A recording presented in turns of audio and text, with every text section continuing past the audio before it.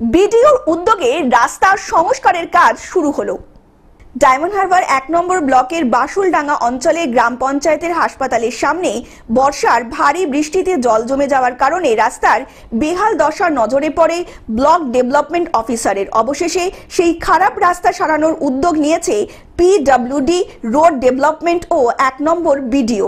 স্থানীয় জনপ্রতিনিধি হিসাবে উপপ্রধান সুজাউদ্দিন এবং ডায়মন্ড হারবার হাওয়ের ডিভিশনের পিডব্লিউডি ডিপার্টমেন্টের এই রাস্তাটি বেহাল অবস্থার কথা সাংসদ অভিষেক বন্দ্যোপাধ্যায়ের প্রতিনিধি হিসাবে বিধানসভার পর্যবেক্ষক শামীম আহমেদ মারফত ১ নম্বর ব্লকের সমস্ত উন্নয়ন আধিকারিক শেখ দিন ইসলামকে জানান।